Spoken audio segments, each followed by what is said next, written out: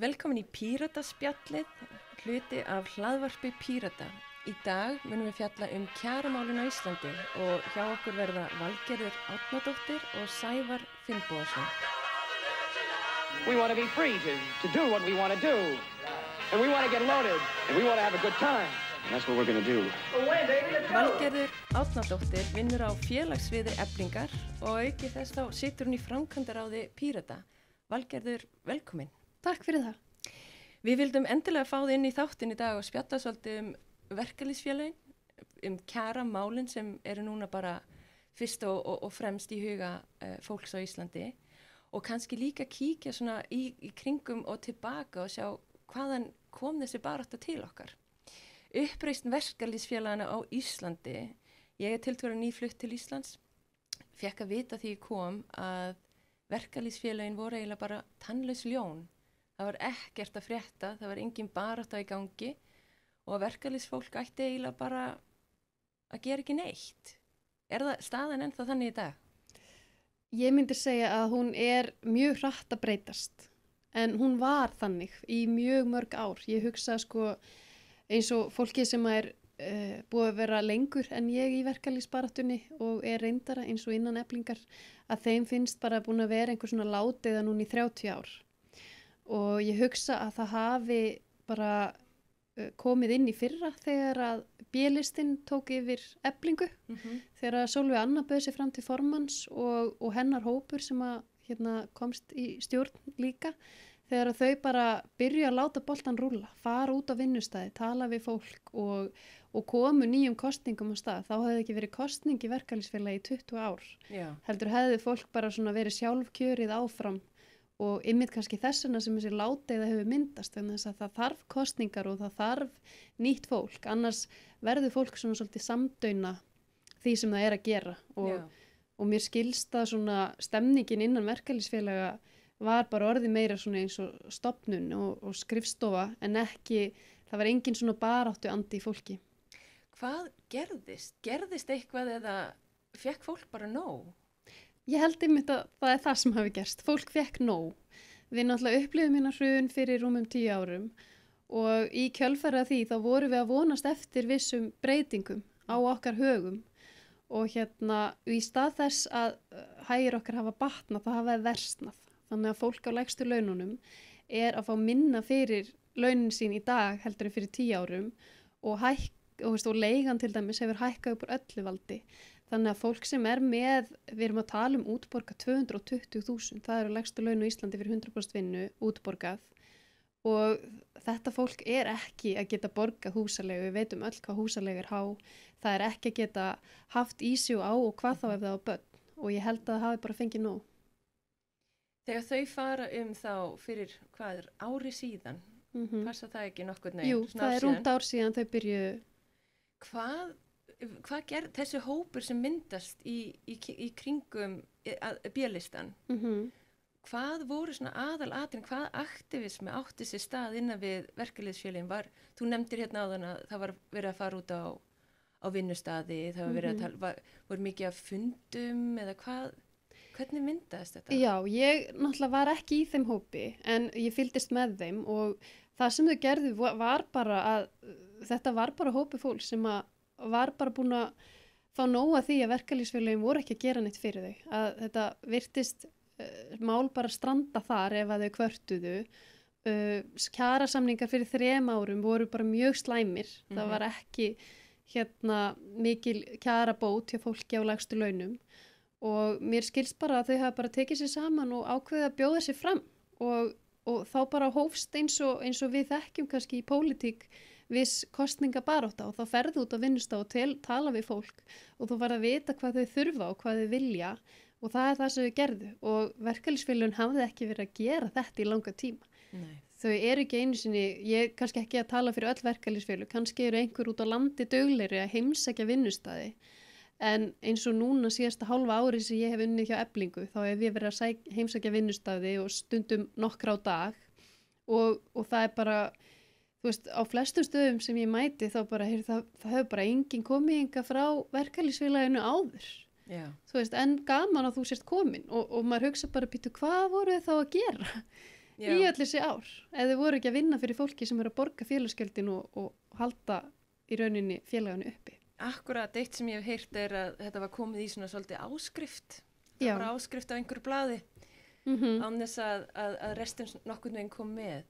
Þegar þú ferð og heimsæki fólk út af vinnustöðum, tala við fólk, sérstaklega núna væntanlega síðustu mánuði, hvað eru aðalmálin sem fólk eru að koma til ykkar með? Aðalmálin eru þau að launin dugi ekki fyrir nauðsynjum. Það er bara, fólk vill bara geta að lifa á laununum sínum, það er ekki að biðja mikið. Svo eru náttúrulega líka ýmis önnur mál sem kom upp. Það er verið að brjóta samninga, það er verið að láta fólk vinna yfirvinnu án þess að borga þeim rétt eða vinna of mikið og ekki verið að hvíldarákvæði og annað. Og já, það er svona almenn óánægja kannski sérstaklega bara bæði með vinnutíma og líka bara kaupið fyrir þann vinnutíma. Fólk er ekki að fá greitt í samræmi við hvað það leggur á sig. Og undanfarið þá hefur líka verið rosa mikið það að það sé verið að segja upp fólki og fólki sem er eftir á að taka við þeirra störfum í ofanálag en far ekki hærra kaup. Þannig að það er að taka meiri ábyrgð á sig, meiri vinnu en kaupið hækkar ekki. Akkurat. Við töluðum svolítið það áðan, þú sagðir að það var eiginlega ekki mikið búin að gera síðustu 20 árin í stéttarfélögum á Íslandi. Þó þegar við horfum á ekki bara á Íslandi en kannski líka í nágrannalöndunum okkar á Norðurlöndunum, þá hafa verið svona baráttur sveiflar. Það hefur verið að sveifla svolítið fram og tilbaka. Við höfum fyrir mögulega svona 20 árum síðan séð að það gekk eiginlega bara ágætlega þannig séð. Við vorum komið með verkamenn komið með og verkafólk komið með bara réttindi og svo gerist eiginlega kannski ekki rosalega mikið og svo allt í henni blúsar þetta upp aftur. Hvernig sér þú síðustu 30 árin innan við verkalýðsfélögin á Íslandi varðandi þessar sveiflur? Já, það er náttúrulega kannski tvennt sem spilar inn í. Bæði það að þegar fólk hefur það ágætt, þá er það ekki í baráttu og líka þegar það hefur það ágætt innan vissra félaga og er komið í eitthvað, þú veist, ef þú venst því að hlutinir eru bara ágættir og kannski missur þennan baráttu anda og gleymir svolítið fyrir hvernig þú ert að vinna. Þannig að það var kannski gott þarna í kringum milli 95 til 2000 á mörgum vígstöðum en svo strax aldamótin þegar að eins og ríki og sveitafélög byrja að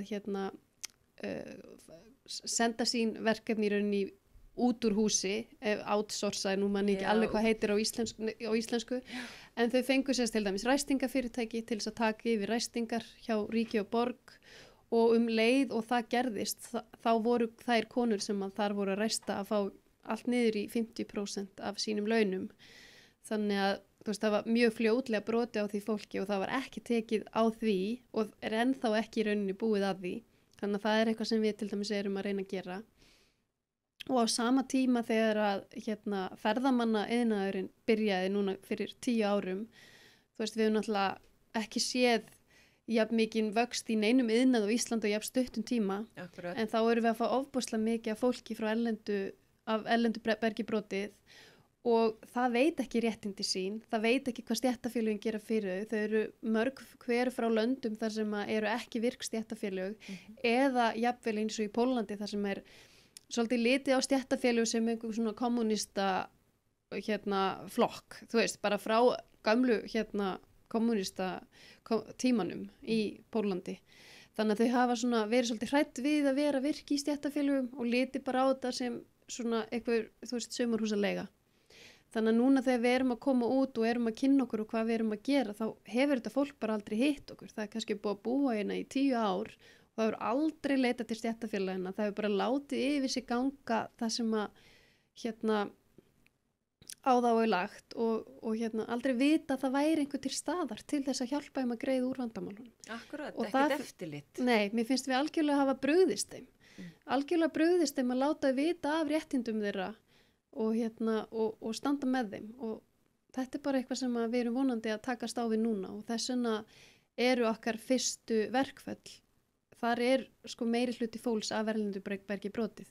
eins og húshjálpin sem núna að fara í fyrsta verkfallið, það er sko 95% af þeim eru erlendar konur og eins eru bílstjórar búin að vera mjög öflugir. Þeir hafa svona myndað bara sinn eigin hóp í þessari verkalýðsbaráttu og verið mjög virkir alveg frá því haust og hist saman og þetta þeirra ákvörðun að þeir vilja fara í verkfall og stór hluti þeirra líka Vellendubergi brotið. Þetta bara, og bara innan fyrirtækjana sjálfa erum við að sjá gríðarlegan mun á kjörum Íslendinga og fólks sem eru ekki, þú veist, bara útlendinga. Bara beinlínis mismunun. Já, það mismunun innan fyrirtækjana og Íslendingarnir viðurkenna það sjálfir. Þeir bara sjá þennan mismunun og þeim finnst hann ekki réttur. Þó að þeir hafi kannski verið lengur í starfinu hér á landi, þá eru menn að koma og vinna baki brotnu og eiga skili að fá sömu kaup og kjör. Akkurat. Hvernig verður þetta núna? Við erum að horfa upp á möguleg verkfall, bara mjög bráðum. Við erum einhvern veginn, við langar svolítið að heyra í þér varðandi, þú talar það auðvitað, síðasta verkfall var í 82-3 minnum mig, eitthvað svo 23-4. Já, það voru reyndar einhver verkfall líka 97. Já, 95 var líka, en það er langt síðan, byrjum þar, það er langt síðan að við séum verkfall á Íslandi. Kunnum við þetta, vitum við hvað við að gera? Hvernig gerum við betur? Hvernig lítum við til framtíð? Erum við núna að fara að endurtaka gömul munstur þar sem við förum í baráttuham, við náum okkar réttindum og svo gleymum við svona svolítið að þessi réttindi ekki bara, það verður svona svolítið að viðhalda þau. Já, það er rétt, það verður að viðhalda þau. En kannski þetta bara hluti af eðli mannsins að svona berjast og fá einhverju fram og þá una sáttu við sitt, sko. En þetta náttúrulega baráttar sem við þurfum stanslaust að vera að huga að vegna þess að atvinnureikendur, og nú er ég ekki að tala um alla, ég veit að margir atvinnureikendur eru viðkvæmir þegar maður talar um þá, en þetta er svona eins og not all men, að þeir eru mjög fljótir að finna leiðir til þess að græða meira og finna fleiri leiðir til þess að hagnast og því miður þá bitna þær leiðir oft á fólkinu sem að vinna fyrir þá. Og þess vegna, þú veist, eru við til dæmis núna, ég minna aðal símtölin sem ég að fá þessa dagana eru frá félögum í Eflingu sem eru ekki að fara í verkfall, sem eru að spyrja mig af hverju ég ekki að fara í verkfall? Hvað ert að gera fyrir mig? Ég vil fara í verkfall. Veistu hver mín kjör eru?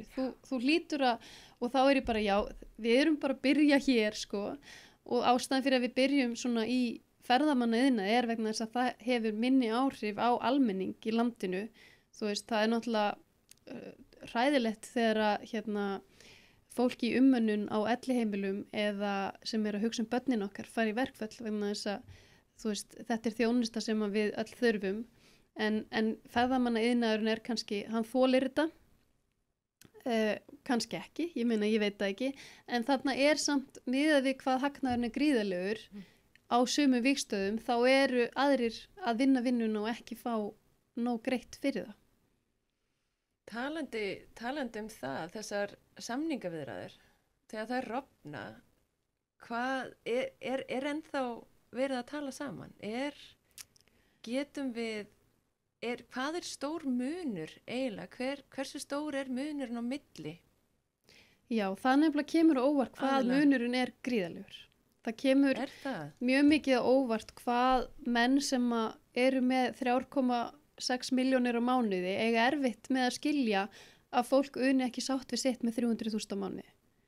Þannig að maður eiginlega svona skilur ekki hvernig manneskja sem er með 10-föld lágmarkslaun getur ekki skilið að það sé ekki hægt að lifa af þeim þegar að viðkomandi sjálfur þarf 10-föld laun. Munurinn þarna á milli er gríðalegur.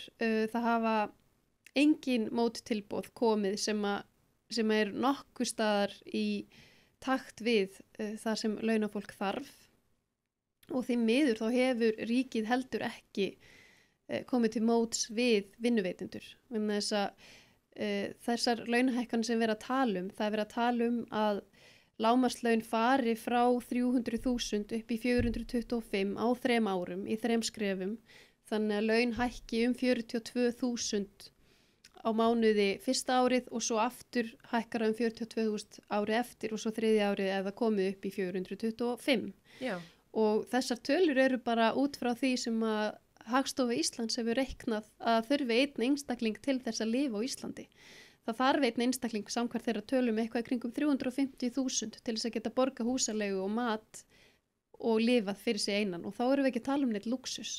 Og ég hugsa að allir sem að horfa á þetta reiknistæmi viti það og allir útisnúningur að þetta muni koma af stað verðbólgunni eða hrinda af stað verðbólgunni og að þetta muni já, ég meina eins og bara Bjarni Ben sagði að sko hlutfallslega erum við eru kjör okkar mikið betri heldur en við voru fyrir 10 árum, svona ef við tökum meðaltalið, en við erum að tala fólki sem ekki í meðaltalið. Þetta fólk neðst í stiganum og það þýðir ekkert að segja þeim að hlutfallslega höfum við það gott á Íslandi, en þess að þau hafa það ekki gott. Og það bara svo mikill ójöfnuður og til þess að ná meiri jöfnuð þá þurfa þeir að koma til móts við okkur og það bara mjög sorglegt að sjá að þeir eru ekki tilbúinir til þess. Nei. Hver staðan núna? Ég meina fyrir rúmum 10 árum síðan, rétt eftir hrun, þá áttum við þetta öll að setja eitthvað í púkkin og ná saman og við áttum að bíða aðeins með að fá launahækkanir og hjálpa stað með að ná fótum aftur sem þjóð.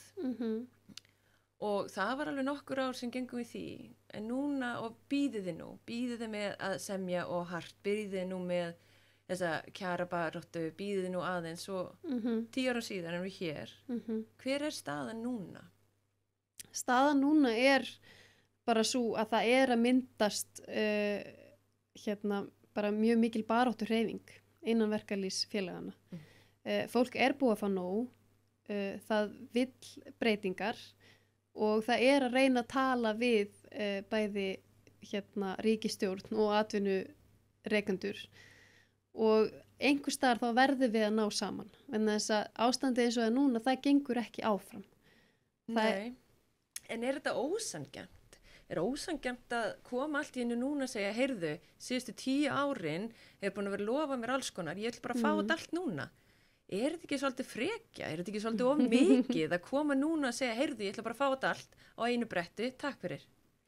Já, ég held að þetta sé kannski ekki alveg svoleiðis. Við erum náttúrulega búin að vera að reyna að fá í gegn að húsnæðisvandamál séu löguð. Við erum búin að reyna að fá það í síðustu 10 árin. Ég meina það átti að koma til móts við heimilin. Fólk misti heimilin sín fyrir 10 árum og það átti að hafa eitthvað utanumhald þetta. En það sem gerðist var að það fóru bara risastór fasteignafélög og keyptu allt upp og hækkuðu húsaleguna enn meira hjá fólki. Og þetta var bara undir síðustu ríkisstjórnar og sem búið að vera frá því eftir hrun að þetta var leyft að gerast. Og það bara komið nóg að því líka. Það bara, þú veist, við þurfum bara verkamannabústaðir ekkert eitthvað nýtt hugtak. Við gátum gert þetta fyrir, 40 árum sem að þú veist, Breiðholtið var byggt upp og önnur hverfi. Við gátum gert þetta þá og við getum gert þetta aftur. Þú veist, þetta bara spurning það að fólk hafi húsaskjól. Og það til of mikil smæls? Ekki bara mannréttindabrot þegar fólk hefur ekki húsaskjól og getur ekki borgað húsalegu? Þessi mögulega verkföll sem við erum að horfa upp á núna, hvaða áhrif mun það hafa á samfélagið? Sko, ég hugsa að hinn venjulegi þegn, ef ég má svo segja, mun ekkert taka mikið eftir nema náttúrulega út af almenningsvagna verkfalli, strætó. Auðvitað tekur fólk eftir því sem að þarf að nota strætó. En annars eru þessi verkfall sem plönu núna, þau í ferðamannaðinaðinum og þeir sem munu taka eftir það atvinnurekendur í ferðamannaðinaði og túristar og auðvitað það ekki gott fyrir þann iðnað ef að það spyrst út að hér eru verkföll vegna þess að fólki sem að vinna í þessum iðnaði á Íslandi fær svo illa greitt. Já. Út af því að þegar þú ert að ferðast til landa þá viltu að fólki sem að þjónusta þig fái sæmileg laun fyrir. Það er einn punktur sem ég hef líka heyrt að hvaða áhrif þetta mun hafa á ferðamenn almennt sem koma til landsins og mögulega ekki mun fá þjónustuna sem sem þau halda að þau mun fá aðgengja bara eðlilega. Þegar við erum að tala um þáttakendur, þú ert búin að tala um þetta eflingu, fólk sem í stéttarfélaginu, hvernig eru það að sjá aðrar þáttakendur? Hvernig almenningur að taka í þessa baráttu ykkar? Eru þið að fá, eru aðrir að styðja upp í kringum ykkar baráttu eða þetta aðalega innan við ykkar stéttarfélag? Sko, þetta eru náttúrulega stærstu stéttarfélag á Íslandi eru saman í þessu. Það VFR og Efling og til samans þá erum við með við erum með yfir 60.000 launþega. Þannig að þetta náttúrulega gríðarlega stór hópur sem að halda saman og með sömu markmið. En ég að sjá það allstað sem ég fer að fólk að styðja okkur. Ég meina það eru aðrar stéttir og önnur stéttarfélög sem eru að fara að líka semja. Ég meina kjarasamningar við ríki og sveitafélög renna út núna 31. mars, þannig að þeir eru líka að fara að semja. Ég held að kennarar þeirra samningar renna út í sumar, saman með hjúkrunarfræðinga.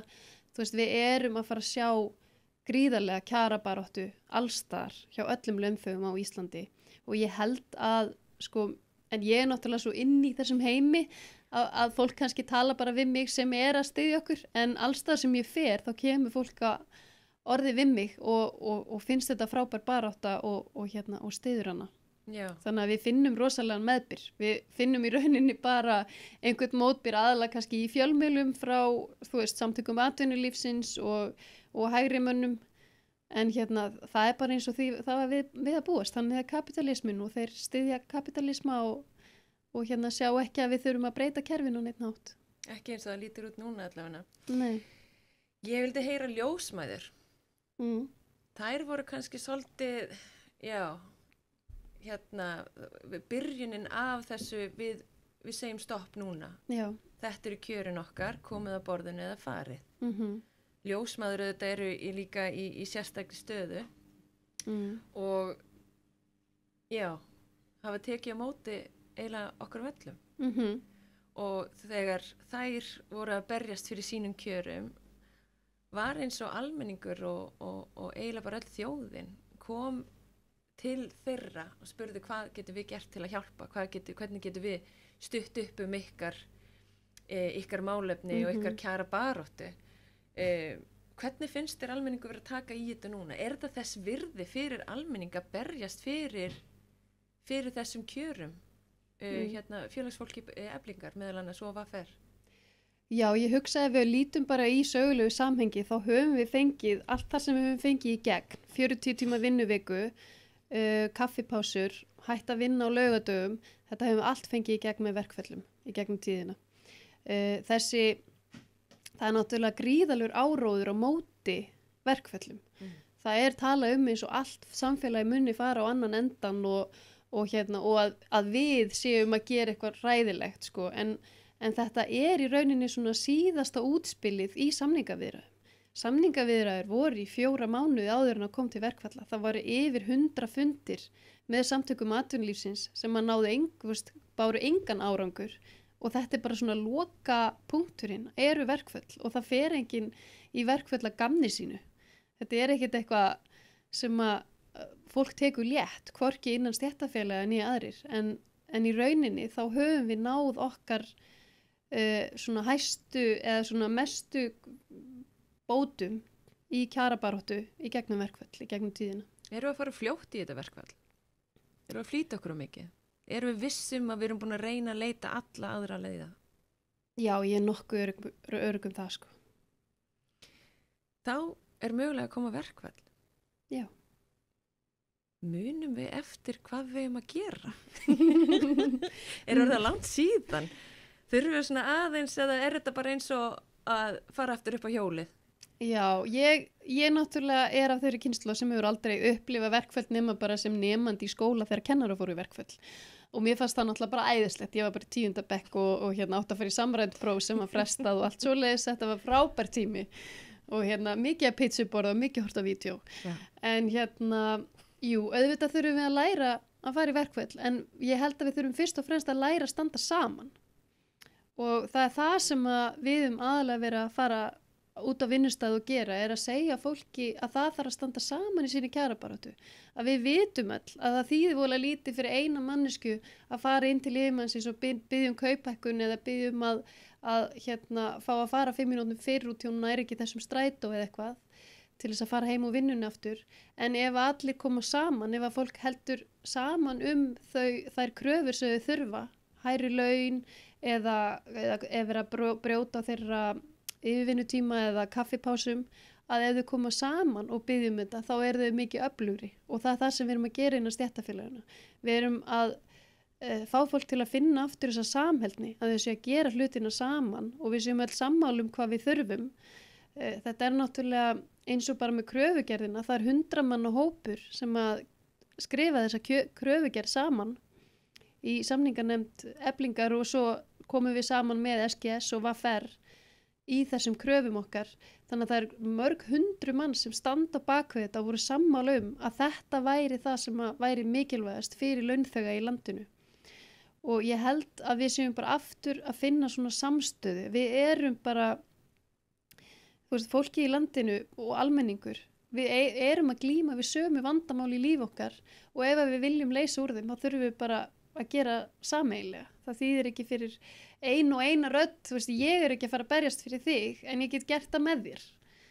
Og já, ég hugsa að við þurfum svolítið svona að líti í eigin barm og taka eigin ábyrgð líka á okkar eigin kjarabaráttu. Valgerður Árnadóttir frá félagsviði Eflingar. Takk fyrir komuna. Takk kærlega fyrir að bjóða mér.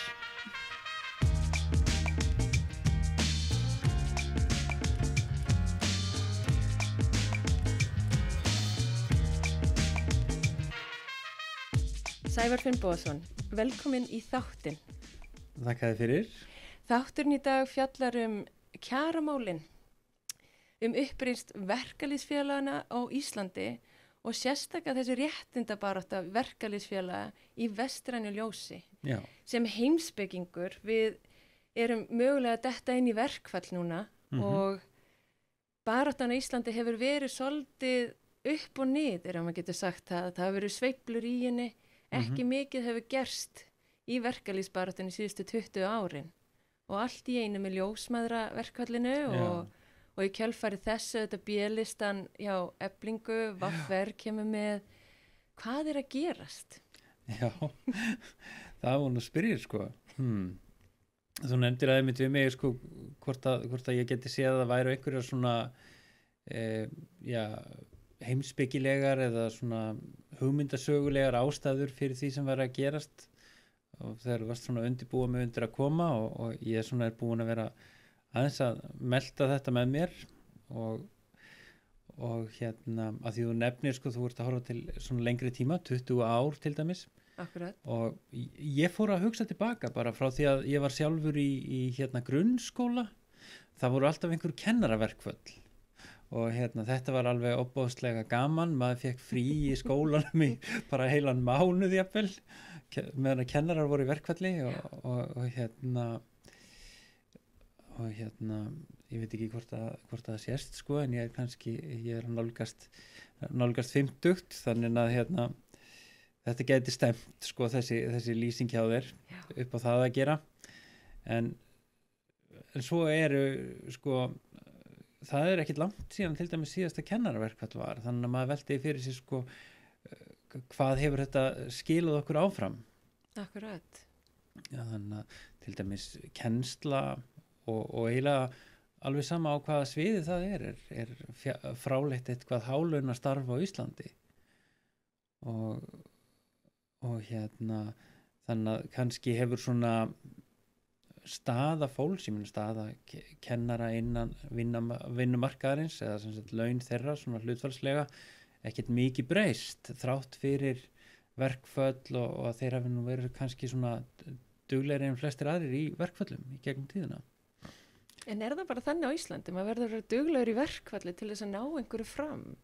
Já, það nefnilega það sem að ég fór að velta fyrir mér sko, hvort að þetta væri orðið einhvern veginn þannig núna sko að því að sko ef við förum náttúrulega enn lengra aftur í tíman þá snýrist náttúrulega verkföllin að bara koma á einhverjum grundvallaréttindum sem að síðan núna manni virðist vera verið að höggva í alltaf og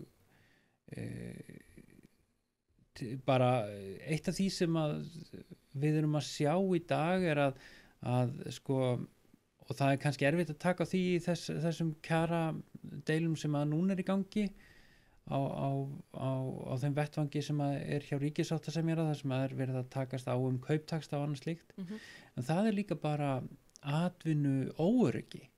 Það svo mikið atvinnu óöryggi í dag og þetta nær alveg upp úr og niður úr, sko.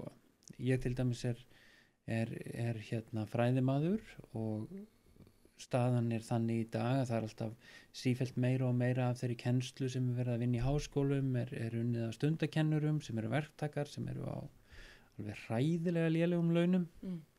Þannig að það að í dag að vera með meistaragráðu eða jafnvel doktorspróf í einhverju engin trygging á það að þú getur tryggir þér góða atvinnu til langframa og sæmilega góðum launum. Þannig að þessi veruleiki sem var kannski svona á síðustu öld þar sem fólk menntaði sig einhverju og vann svo við það og gæti lifað bara tiltölulega góðu og öruggu lífi, hann virðist vera svolítið farinn og ég held að það sé kannski líka eitthvað sem við ættum að velta fyrir okkur, sko. Bara svona heildar umgjörð vinnumarkaðarins, sko, ekki bara launatöxtunum. Þannig að það svo margt sem að þarf að taka inn í þetta í dag, finnst mér. Á miðað við bara fyrir 20 árum síðan? Já, til að mynda. Mér finnst vera svona ákveðin mér finnst að hafa grafið svona undan ákveðnum réttindum og maður veltir því fyrir sér hvort að við séum bara í veikari stöðu, það sé líka það að við kannski erum ekki með eins góða tilfinningu fyrir því gríðarlega átaki sem þurfti til þess að koma þessum réttindum á. Það voru engin smáræðis átök, en þetta eins og var svo langt frá okkur í tíma að við kannski munum það ekki. Fólk hefur kannski heyrt orðið Gúttóslagurinn en veit ekki nákvæmlega hvað það mál snerist.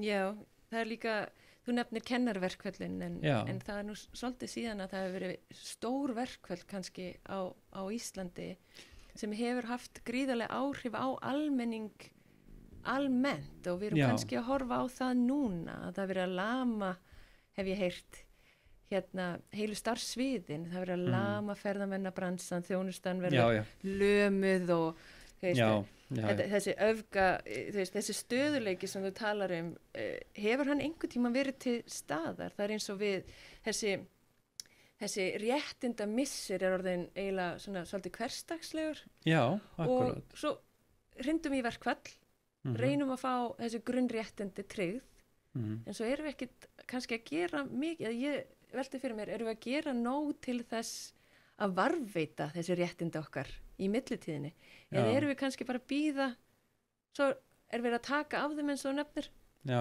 og svo verðum við að fara í verkfall aftur til þess að fá það tilbaka. Erum við að endurtaka þetta munstur aftur? Já, ég velti því fyrir mér einmitt hvað eiginlega að breytast. Ég meina, við sjáum náttúrulega hérna á Íslandi náttúrulega hefur orðið, ég myndi segja ákveðin endurnýjun í verkalýðsbaráttunni og ég held að hún sé hún náttúrulega tengist svona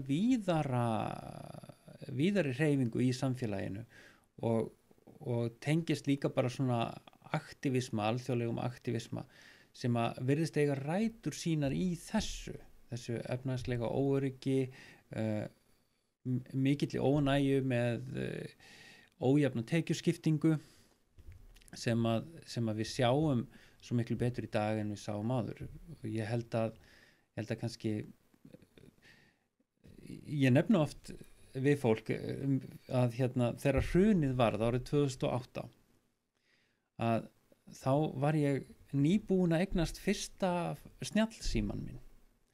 Ég hélt allt í einu í höndunum á einhverju tæki þar sem að ég gæti farið á Facebook og Twitter og þetta var algjörlega nýr heimur og svo náttúrulega opnast þarna alls konar nýjar samskiptaleiðir, myndast eiginlega bara nýr sko samskipta veruleiki og allt þetta gerst á sama tíma og við förum að sjá svona inn í iðrin á þessu fjármálakerfi sem að við búum við og náttúrulega allur aðgangur að upplýsingum hvað raunverulega að gerast í samfélaginu verður miklu meiri og þetta hefur held ég mjög djúpstæð áhrif á hvernig við skynjum stöðu okkar og veruleika því að við manneskjur erum náttúrulega bara félagsverur, við miðum okkur við aðra, við berum okkur sama við annað fólk, hugmynd okkar okkur sjálf veltur á því hvernig við skynjum raunveruleikan í kringum okkur og núna sjáum við, þú veist, ég held að til að mynda efnahagslegt óréttlæti sé alls ekkert meira í dag en það var kannski fyrir 100 árum eða 50 árum. Nei. Við bara sjáum það miklu betur. Þetta gagnsæi að svo, skila sér þannig sér?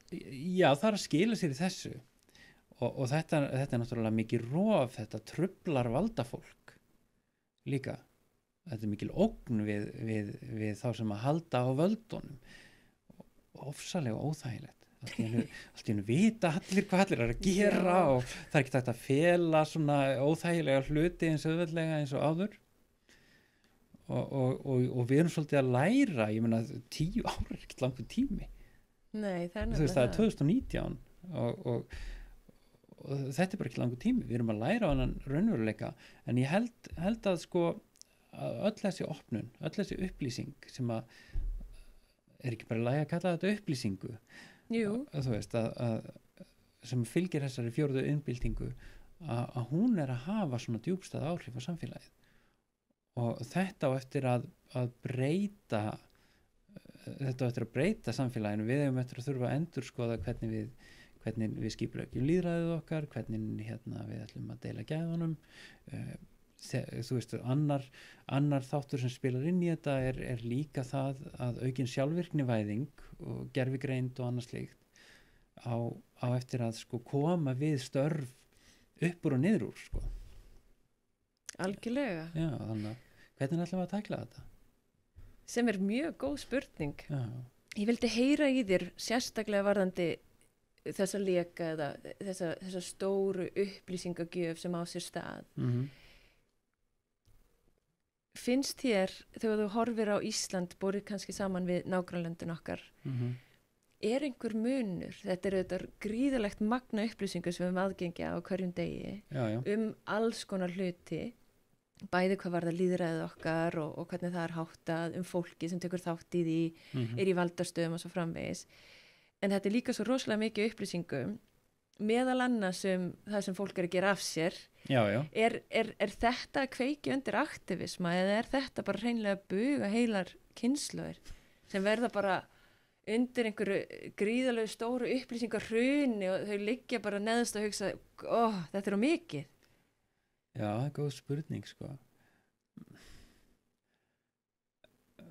Já, þetta rifjar upp fyrir mér náttúrulega þessar hugmyndir Noam Chomskys að sko, það má auðvitað ekki gerast að það að við höfum aðgang á öllum þessum upplýsingum verði til þess að við fórnum bara höndum og segjum, það er engin tilgangur í því að taka þátt í stjórnmálum, þú veist. Eins og þú segir að við bugumst og ég er ekkert vissum að það sé endilega. Við sjáum sko mikinn aktivisma víða í Evrópu, gulu vestin í Frakklandi til dæmis, þar sem að og Occupy-byltinguna og allar þessar svona, allan þennan aktivisma, MeToo-byltinguna og fleira í þeim dúr. Og þannig að ég held að þetta sé náttúrulega, þetta kveikir í fólki en við höfum kannski sko já, allir fólk sé ekki líka bara að finna sér fjölbreyttara leiðir til þess að hafa áhrif og meira þá á grundvelli málefnana sem þarf að vinnað og þar að leiðandi til dæmis eins og með verkalýðshreyfinguna að hún er mitt sko, þarna kemur inn heilmikið af nýju fólki og við sjáum þetta til dæmis í Eflingu þar sem að Sólveig Anna og Viðar standa í fylkingabrjósti mjög klárt og öflugt fólk sem að leiðir þá baráttu og ég menn þetta fólk sem að hefur verið aktíft í alls konar félagsstarfi og baráttu síðustu árin og verið til dæmis virki í Róttaka sumarháskólanum þannig að þetta mjög svona þessi aktivismi á sér kannski fleiri leiðir og svo springur þarna í gegn sko. Þannig að mér finnst þetta mjög áhugavert og mér finnst þetta líka hollt fyrir lýðræðið að fólk sé að finna sér þessa leið til þess að vinna að svona auknum jöfnuði í samfélaginu. Já, hún Valgerður talaði við okkur líka að margt af því sem átti sér stað fyrir rúma ári síðan var bara góður gamaldags aktivismi. Já. Bara fara, banka upp á hurð, fara inn á vinnustæði, ég frá Eflingu. Já. Hvernig líður ykkur hér? Hvað að gerast hér? Já, einmitt. Að það var ekki það tæknivægt að aktivismin eins og hann lítur út í dag hefur alveg mörg andlit. Já. Og hann tengist einhvern veginn samt á milli. Að það verið að nota þessa nýju innbyltingu til að kannski ná aðeins lengra út en það ekki það sem hvetur fólk kannski beinlínis til þáttöku. Nei, einmitt. Og kannski líka að það náttúrulega svo ofbóðslega mikið að gerast á samfélagsmiðlum. Ofbóðslega margt og fólk kannski að það eitt af þessu líka sko. Ég meina fólk að kommenta á allt mögulegt á samfélagsmiðlum sem að það myndi aldrei hafa tækifæri til að taka þátt í svona í kjötheimum ef svo má segja og þarna sem sagt fólk sem að fókuserar á bara ákveðið mál það verið að taka fyrir þetta málefni sem eru kjör þessara hópa og jöfnuður í samfélaginu og þá þarf að fara út á meðalfólks til þess að því að mér hefur sýnst og þú veist, en ég náttúrulega bara miðaldra hvítu kallmaður og allt það og en þú veist, mér hefur sýnst að það sé hægt að koma ákveðnum hlutum á hreyfingu en til þess að raunverulega breyta einhverju, þá þarf líka að ganga lengra, það þarf að svona mynda hópa og hitta fólk og tala saman sko. Já, þú nefnir gulu vestin í Frakklandi og ég vildi heyra sérstaklega hvað varðar þessa sveiflu sem ég talaði áðan réttindamissir, það orðið svolítið hversdagskostur, við erum ekki að viðhalda þessum réttindum sem við eigum og það sýnir sig kannski sérstaklega í stéttarfélögum já og síðustu 20 árin hafa kannski, það var ekki verið mikið hreyfing, þetta verið svona svolítið áskrift af einhverju blaði sem kemur inn í staðan fyrir fólk sem í vinnu að berjast fyrir viðhaldi réttinda vinnandi fólks. Já, þetta hefur verið svolítið stofnanavætt sko, eða var svolítið stofnanavætt þess að var komið í svona ákveðin fastan farveg, svona stofnanavættan farveg og sem að gekk einhvern veginn svona sjálfkrafa, það var fólk þarna sem hélt utan allt og félögin og starfsmenn og sem að sáu þessi mál einhvern veginn og það kannski svona leysti félagana dálítið undan þáttöku kvöðinni ef svo má segja og ég meina höfum við ekki öll nóg að gera við þú veist þurfum að sækja börnin og það þarf að elda kvöldmatinn og svo þarf að fara í leikhús og bíó og allt þetta því að kynslóðurnar og undan voru náttúrulega búin að ávinna okkur gríðarlega mikil réttindi sem að fólk gat þarna þú veist, bjó að og gat þar leiðandi verið að fara í leikhús og allt þetta sem okkur finnst svo indalt að gera en þannig að kannski hefur svona tilfinningin fyrir mikilvægi þess að taka þátt í þessu starfi daldið hopað. Já, þessi samkennd sem við erum að sjá núna, þessi samstæða sérstaklega. Já. Erum við til fyrirmyndar hér á Íslandi? Erum við eitthvað sérstök? Okkur finnst það oft. Já. Erum við að einhvern veginn að ganga móti straumnum á miða við nágrannlöndin okkar, á miða við Norður-Evrópu, á miða við Bandaríkin? Við erum alltaf að fá frétti frá þessum blessaða forseta þarna hinum megin. Og við erum að heyra hræðilega hluti alls konar lög í Danmörku og það svona hægri, svona kannski svolítið ljóta andlit hægri pólitíksins sem fjallar ekki frjálslyndi og réttindi einstaklingsins, já, heldur svona svolítið, ljótara andlit hægri pólitíksins sem við erum að sjá í kringum okkur. já. Erum við einhvern veginn að aðskarða, erum við fremst í einhverju nýrri flóðbyr, réttindabaráttu, einhverju öldu sem að fara núna að hafa áhrif á nágrannlöndin okkar? Þetta svarið nei. Jæja, það nei. Já, nei, ég meina, sko, ég hef nú oft verið skammaður fyrir það að vilja gera ofsalega lítið úr þessari svona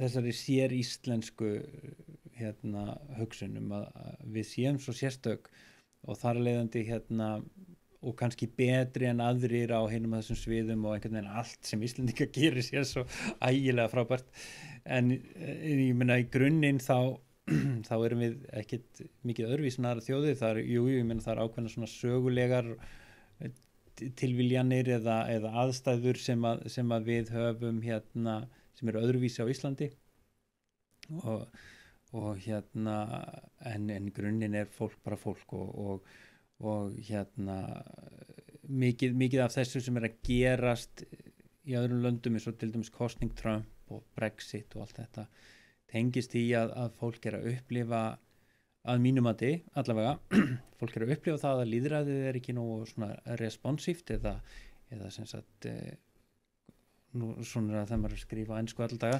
Er það þú? Já, það kannski bregst ekki nægilega vel við. Það tekur ekki nógu mikið tillit til aðstæðina og vilja þeirra sem eru kannski, ég meina kannski svona 60-70% íbúana sem að kannski hafa bara tiltölulega lítil völd og eins og til dæmis Gillens og Page sem eru bandaríski vísindamenn við Stanford komust að þegar þeir rannsökuðu sko afdrif mála sem að þingi var að fjalla í Bandaríkjunum sem sagt hvaða áhrif svona vilji kjósenda hafði versus vilja hagsmunaaðila sem að skipulagðra hagsmunaaðila sem að geta náttúrulega haft svo mikil áhrif á frumvörp og annað slíkt með því að senda inn lærðar umsagnir og annað slíkt og þeir rannsökuðu alveg gríðarlegan fjölda mála langt eftir í tíman og komist að því að það var í rauninni engin svona marktækur voru engin marktæk tengsla milli þess sem almenningur vildi og hvernig síðan frumvörp fóru í gegnum þingið en hins vegar voru mjög sterk tengsla milli þess hvað sérhagsmuna aðilar business elitan og annað slíkt vildu og hvernig mál breyttust og þrófuðust í þinginu og þetta er svolítið það sem við sjáum kannski hafa verið mikið að gerast, ég meina samtök atvinnulífsins og allir þessir aðilar sem hafa haft í rauninni starfsfólk og lobbyista í vinnu til þess að hafa áhrif á alla mögulega hluti að sko þessi sjónamið hafa þar leiðandi aukið vægi og venjulegt fólk kannski er ekki að taka þátt í þessu alla daga og hafa áhrif með þessum hætti þannig að það er svona lýðræði hefur þar að leiðandi kannski hunsað ákveðin sjónarmið mjög mikið sem hafa ekki átt eins greiðan aðgang í gegnum kerfið og það leiðir til þess að þú ert með fullt af fólki sem að býr í einhverjum riðbeltisríkjum í Bandaríkjunum sem að stendur allt í hennu frammi fyrir því að þurfa að velja milli Hillary Clinton og Donald Trump og það að kjósa Hillary Clinton hversu liberal sem hún er, það þýðir bara meira því sama. Já. Þannig að fólk eina leiðin til þess að áorka einhverju breytingu virðist þá þessu fólki vera að kjósa Trump. Kannski er svipað að gerast í Bretlandi þar sem að þú ert með mjög niðurnjörfaða misskiptingu svona stéttaskiptingu bara hreinlega og fólk hugsa með sér að þarna kemur loksins einhvað mála sem við getum sko rétt kerfinu puttan og þannig að það alltaf hætta þegar lýðræði hættir að vera svona næmt fyrir hagsmunum og vilja allra sko, og fyrir að verður svona einhvers konar oligarkía sem að tekur bara með af því hvað einhver skipuleg samtök hagsmunafla segja sko. Þegar fulltrúi lýðræðir ekki lengur hafa sig eins og fulltrúi fólksins, meinaru? Já, má líka orða það þannig. Já. Já. Ég vildi heyra, núna erum við mögulega að detta inn í verkfall. Já. Trúum við á að þessi barátta mun bera okkur einhvern árangur? Þegar við kíkjum svona, við höfum þetta kíkt til og við elskum svona svolítið að spegla okkur í nágrannlöndin okkar. Já. Allt í henni kemur upp gulu vestin í Frakklandi. Já. Það gefur okkur svona kannski smá innblástur hérna á Íslandi. Við erum að sjá það sama gerast hér. Við erum að standa saman þessa verkalýðsbaráttu, kjör launþega sem eru ekki að trúa því þegar fjármálaráðherra segir það hefur aldrei verið betra, sem ekki að lifa það líf sem pólitíkusarnir okkar er að sýna til staðar. Já. Sumir myndu kannski kalla þetta gaslighting en allavega er fólk sem er í fullu starfi og meira sem má valla í sig og á. Já. Og hérna og já, við erum að horfa upp á þessar breytingar núna mögulega með verkfall. Já. Trúum við á að þetta mun bera árangur? Hvernig fer þetta í þjóðarsálina? Erum við að ná saman að bæta þessi kjör?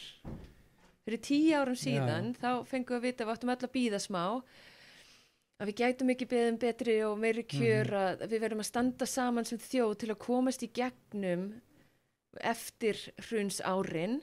Jú. Nú eru liðin 10 ár. Já. Við erum að sjá að kvikna í þessum aktivisma á sumum stöðum allavega. Trúum við á að þessi barátta okkar núna með bera árangur? Sko, ég held nú að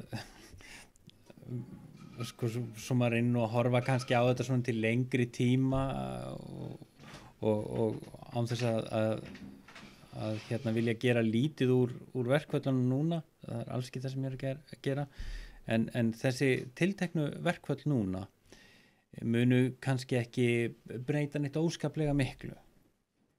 Ég held að þau séu bara fyrsta skrefið kannski á einhverju annari leið, sko, einhverju lengri leið. Og hérna lengri leið, já, þetta er byrjun. Já, þetta er svona byrjun, sko. En byrjun af hverju? Já, akkurat. Það er einmitt það sem að heimspekingurinn myndi vilja spyrja sig að, sko, byrjun á hverju nákvæmlega. Vitum við eitthvað hverju við viljum byrja á? Það er oft þannig að við fókuserum mjög mikið á svona einstaka atvik, við getum farið í verkfall og náðu einhverjum árangur hérna, en það eru alls konar aðrir hlutir eins og við vorum að ræða áðan eins og hérna starfsóöryggi og hlutastarfavæðing, þetta gigghagkerfi og fleiri svona hlutir sem að við þurfum bara að fara að ræða. Við þurfum að ræða hvernig við ætlum að hugsa, ég meina þetta tengist allt, sko, til dæmis spurninginu það hver á að ráða eða hvernig á að skipta ávinningnum af þeim vinnusparnaði sem verður af þessari miklu tæknivæðingu sem að fjórða iðnbyltingi skapar. Alla þessa hluti þarf að ræða og hérna þetta eru allt mjög stór mál. Ætlum við að taka upp borgarlaun, myndi það hjálpa? Það er hugmynd sem að mér finnst að við þurfum að ræða mjög alvarlega og það þarf að prófa þessa hugmynd. Það er verið að prófa í Finnlandi til dæmis. Við hefur gefið alveg ágæta raun þar. Ég held að þurfa að þróa þessar. Sviss og fleiri stöðum. Já. Og þannig að ég er mjög sammálaðir, sko, byrjunin á hverju. Þetta er klárlega byrjunin á einhverju og það er eins og við sjáum í Frakklandi, ég meina það hefur aldrei verið gert grín að því á internetinu að svona á Facebook þráðum sem að ég hef séð meðal svona ferkantaðra fræðimanna eins og mín að þessi gulu vesti viti nú ekkert hvað þau vilja og þau eru að tala alls konar óskild mál og einhvað svona og fólk skilur það ekki, það er ekki vant þessu. en ég held einmitt að það sé svona vísbending það að það bara svo margt sem við þurfum að ræða og reyna að ná einhvern veginn svona yfirsýn yfir. Og við þurfum kannski bara að fara að hugsa einhvern veginn hagkerfið og vinnumarkaðinu på nýtt svolítið. Og vonandi þetta daldið byrjun á því og ég nú hlusta daldið eftir því sem að til dæmis Viðar og Solveig að segja og náttúrulega þetta eitt af því sem hefur svolítið komið fram í máli Viðars, finnst mér, Viðars Þorsteinssonar og þannig já, ég held að þetta sé svona fyrsta skrefið á slíkri leið sko. Hver við þegar þú segir við þurfum að það? Við erum bara við sko. Þetta eitthvað sem kemur öllum við, ekki bara félögum í Eflingu og ASI og þetta kemur okkur öllum við, öllu samfélaginu. Hvernig við ætlum að hafa þessa hluti. Þetta bara svo stór mál. Þannig að þetta það sem að stjórnmál framtíðarinnar eiga að snúast Þetta málefni sem eiga ekki að vera bara baráttumál einhverja verkefnisfélaga einangruð þar. Og ég held að bara, kannski fólk á mínum aldri og aðeins eldra að þvælast fyrir í þessari hugsun, skilur hann ekki alveg. Ekki alveg búið að ná utan þetta sko. Og eins og ég var að segja áðan, ég meina, maður fekk fyrsta iPhone-in 2008 og þú veist, þetta var glænýtt tæki og þetta var bara glænir heimur. Og þannig að þetta að gerast svo hratt og vonandi getið þið Píratar hjálpað einhvað upp á það að draga athyglina að þessu. Sævar Finnbogason, takk kærlega fyrir. Mín var ánægja. Just what is it that you want to do? Well, we want to be free. We want to be free to do what we want to do. And we want to get loaded. And we want to have a good time. And that's what we're going to do.